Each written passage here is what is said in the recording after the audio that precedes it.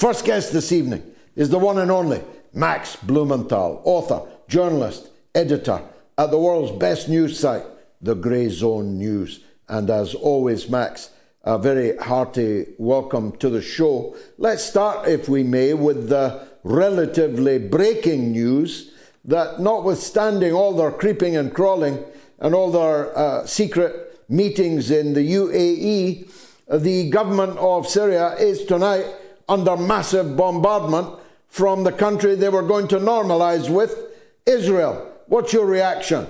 Well, Israel wants to appear as if it's the protector of the Druze community in southwestern Syria and Soweto, when Benjamin Netanyahu has on multiple occasions taken responsibility for the regime change operation that led to a rebranded al-Qaeda ISIS government taking power in Damascus, which has created this entire catastrophe with sectarian gangs first attacking the Alawites on the coast and now turning their attention to the Druze. And after that, it will be the Christians.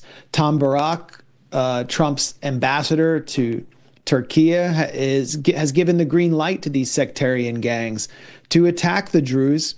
And then after giving the green light, now the Trump administration says that it's working out some kind of resolution between Israel and Syria. Israel has just attacked Damascus, attacked downtown Damascus, attacking the defense ministry. It's possible that the Syrian president al-Julani has gone into hiding after the several Israeli officials called for his killing. And what's going on in Israel is that the Druze in Israel, who all serve in the military, who are probably the most powerful non-Jewish constituency inside Israel, have been demanding a response from Netanyahu. And Netanyahu also wants to pivot away from Gaza and get at least some kind of 60-day pause there. And so he has to appear tough before the fascists in his coalition, and attacking Syria is the best way. So no matter how, as you said, supine the government in Damascus is with respect to Israel, they're still getting hit hard and attacked in ways they never were before this regime change operation succeeded. Quite so. And the Netanyahu case was again abandoned or postponed, I should say, today in the court, precisely because of the bombardment of Syria. It seems that anytime he's got to face the judicial music, all he has to do is launch a new stage of a pre-existing war. What do you think the attitude of the Israeli public is likely to be to this? Because, I mean, Netanyahu is now fighting on multiple fronts, or maybe they like it that way. Well, the Israeli public is fractured and splintered, and Netanyahu is the master of playing off of it. And he has his own base in the same way Donald Trump does, that supports virtually anything he does, although it's a very narrow base. He just needs to keep his coalition together. That means appeasing the fascist Bezalel Smotrich, who wants to keep war going indefinitely in Gaza and in the region. And it also means appeasing the Haredi or ultra-Orthodox parties. And in an otherwise worthless, extremely long New York Times investigation, we learned that Netanyahu had prevented his government from collapsing right ahead of his unprovoked assault on Iran on June 13th, 2 days before, by giving a secret classified briefing to the head of the United Torah Judaism Party, which was about to leave his coalition over forcing ultra-Orthodox youth into the military. And he agreed not to break away from the coalition at a time when Israel was about to face a massive war with a powerful foe in Iran. So Netanyahu has used various maneuvers and manipulations to keep his coalition together, but behind it, the backdrop for all of it is regional war. So Netanyahu needs regional warfare to continue perpetually in order to keep himself in power, which means that his throne as the king of Israel, the longest serving prime minister in Israeli history, is bathed in bloodshed. The president that you referred to, Donald Trump, who's saying he wants to broker a peace between the ally that he supports to the nth degree and the other ally that he brought to power in Damascus just a few months ago.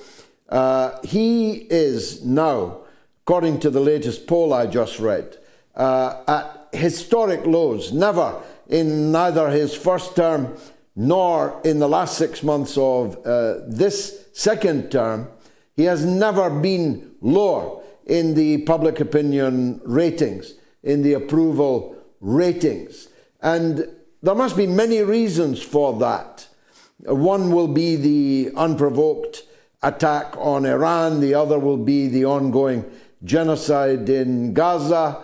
But a major one, you would have thought, is this extraordinary volte-face on the issue of Epstein. How are you reading how that's all going? Well, there have been so many betrayals, and while the poll numbers nationally do not reflect this, the base of America First supporters under the age of 45 is collapsing for Donald Trump. And Donald Trump insults them day after day over the Epstein files. But it isn't just about the Epstein files. Jeffrey Epstein has become this kind of proxy or stand-in for every betrayal Donald Trump has made. And Donald Trump had taken for granted that his base considered him a cult figure. There still are many who support Trump no matter what. He confused Republican members of Congress who do whatever he wants and falls into line with the activist base that showed up at the TPUSA conference up in arms about Pam Bondi's decision to not release an Epstein client list and consider the whole case closed after declaring that the files were on her desk. And now they're starting to wonder, was Donald Trump actually deeply invested with Jeffrey Epstein, either financially or personally? Were there sexual peccadillos with underage girls that Donald Trump is covering up? Is he part of the so-called pedophile elite that he was supposed to expose through the whole QAnon conspiracy? All these questions are out there, along with the question of whether Epstein was Israeli intelligence, because for some people who don't have that much political education, it's an easy way of understanding why Israel so clearly owns Donald Trump, rather than through AIPAC, Miriam Adelson, all of the points of leverage that Israel exercises over the Trump administration. So Epstein has become this kind of catch-all for Donald Trump's real identity as one of the elites, as part of the billionaire class. And there's a whole section of his activist base that is not having it anymore. And they're moving away from MAGA. They're no longer just the MAGA hat wearing yes men. They are a coalition that's America First. And Donald Trump is targeting right now one of their favorite political figures in Congress, Thomas Massie, who has also stood up against AIPAC. So there's the Iran war, there's Donald Trump now proposing offensive weapons to Ukraine when he promised to end that war. There's the attack on the Libertarian Congressman Thomas Massie, Donald Trump being obviously owned by Israel. And there's also Donald Trump proposing some kind of amnesty for restaurant workers who are undocumented, as well as hotel workers, because he seems to think that it will tank the economy to deport them all. So all of these are feeding into the Epstein furor among his own activist base, and it's not going to go away. He seems to have lost his touch. The latest pronouncement I saw from him was that he doesn't want the support of his former friends that are upset over the Epstein affair. In a long political life, I've learned that it's not a good idea to tell people you don't want their support. As you say, it's a kind of daily insult now. He runs off at the mouth at any camera pointed in his direction, and every time he does, he's sustaining another loss. I'm beginning to wonder if this is not the second senile president in a row that you've had. Any thoughts on that? Certainly the second or second president in a row we've had who struggles to form consecutive words into English language sentences. And there may be signs of senility, but I still think this is the Donald Trump we've always known, someone who has said that he could stand in the middle of Fifth Ave in New York and shoot a man in the street and his followers would still support him. And he operates under with the sense that anything he says immediately taps into the soul of America first. And now he's realizing that that's not true. But I actually don't know if he's realized that's not true. Because just yesterday, he stood on the tarmac outside Air Force One and declared that that members of his base were conspiracy theorists who were obsessed with an Epstein case that had no basis at all. And he was standing right next to the Commerce Secretary, Howard Lutnick, right in the shot. And who is Howard Lutnick? Howard Lutnick was Jeffrey Epstein's neighbor. They shared a wall. Their townhouse shared a wall. Howard Lutnick bought his townhouse from a trust set up by Jeffrey Epstein and his close friend and financier, Les Wexner. So the optics there were absolutely terrible, but Trump didn't care because he just takes his own base for granted. And they're now showing him that they're not members of a cult. They're not as stupid as he thought they were.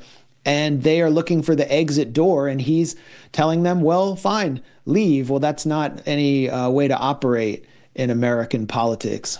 Or any politics. Does that exit door lead to Elon Musk and the so-called America Party? Is that even really a thing, or was that just a Twitter meme? Yeah, that's just a phony brand that'll go nowhere. We've seen that happen with billionaires in this country again and again. Mike Bloomberg trying to start a centrist no labels party. There's no vehicle for those activist America First former Trump supporters or current Trump supporters outside the Republican Party. And that's sort of Trump's trump card. The Democrats have done the same thing with Bernie Sanders supporters after they basically stole an election from Bernie Sanders twice. I mean, they stole the Iowa caucus from him in 2020, and the primaries were heisted in 2016 through various tricks. And then they'll tell them, well, if you don't vote for us, abortion will become illegal, and this crazy orange fascist will be in power. And then they all fall into line. So that's where the two-party system obstructs anyone from actually getting the results they wanted. And they realized they were conned. They've been bamboozled. They've been subjected to a bait and switch. But at the end of the day, when the midterms roll around in 2026 or Trump appoints his next successor, probably J.D. Vance in 2028, they'll all fall back into line over cultural issues. Now, let's turn to the big enchilada, or the biggest of these many big enchiladas, the turn on the Ukraine conflict. Having said that it was Biden's war, that he would never have gotten into it, that he would finish it so quickly. Before you could say Jack Robinson, he was going to have the whole thing over. He's now made it Trump's war, hasn't he? The announcements he made on Monday, together with the threat of international economic warfare with 100% tariffs, secondary tariffs on any country doing business with Russia. This can only bring global economic chaos, and the weapons he's supplying can only increase the danger of World War III. He was taped saying that he threatened both Putin and Xi Jinping with bombing the SH-1T out of their capital cities. Then he denied that he said it, and now the audio has been released of him saying it. These are dangerous times, Max, no? Very dangerous, and especially with the leadership in NATO and Mark Rutte referring to Trump as daddy and really behaving that way, directing NATO states to basically pay into U.S. weapons companies. as a sort of a backdoor deal to Trump because these are Trump's biggest donors. And they themselves are getting massive kickbacks and corporate welfare from Trump's BBB, the Big Beautiful Bill, with the same initials as Biden's Build Back Better domestic funding bill. This was Biden's war. Biden played a seminal role in setting the stage for the Ukraine proxy war. But now that Trump has inherited it, he's getting applause from Biden's camp, from mainstream corporate media in the US, from the Democratic Party, which is not actually a real opposition party. It's also the party of war. And Trump doesn't understand how deal making works on the diplomatic stage. He only understands force with weaker adversaries. And Russia is not a weaker adversary. Russia has deterrence. Russia's winning on the battlefield. And that's why Trump is resorting to this such desperate behavior that the Financial Times has reported that Trump, in a phone call with Zelensky, asked him, can you hit Moscow and St. Petersburg if we send you the weapons? Zelensky is openly lobbying for Tomahawk missiles with a 1,600-kilometer range, something the Pentagon has previously opposed. So we are in very dangerous times. Donald Trump thinks that the same dynamic with Iran, where he warned them that if you don't make the deal on my terms, I will attack you, is in play here with Russia. And Russia will not play Donald Trump's game. They don't have to. Well, if they don't, then if approximately 50 days from now, maybe 49 or 48 days from now, it's unleashed the dogs of economic war. This must only hasten the day when the BRICS, in which half the world's wealth is reposed, hasten the day when they opt out of the American-dominated financial structures completely, isn't it? Well, it simply has to. It simply has to. We haven't even seen the coming war with China escalate yet, but it is coming. There are people in the Trump administration who are preparing for this, like Elbridge Colby, who actually wants to pivot away from Russia in order to wage war on China. Philippines is being brought in as a major U.S. proxy. And when that takes place, I think all bets are off on the dollar-dominated financial system. But BRICS it needs to get out ahead of it. There are many fractures within BRICS. I mean, we saw that Vladimir Putin wasn't even able to attend the recent BRICS conference in Brazil. Xi also did not attend. And the role of Modi as a close U.S. ally creates a lot of fractures. But it seems inevitable with the way the U.S. is behaving, not just militarily towards Russia or threatening China, but also diplomatically, with the amount of diplomatic cover it's providing to Israel, to the point where the U.S. ambassador to Israel, Mike Huckabee, was in the courtroom earlier today in the in the gallery supporting Benjamin Netanyahu. That level of support for this genocidal rogue state has utterly shredded the so-called rules-based order that has prevailed since World War II. So I think the empire is living on borrowed time at this point.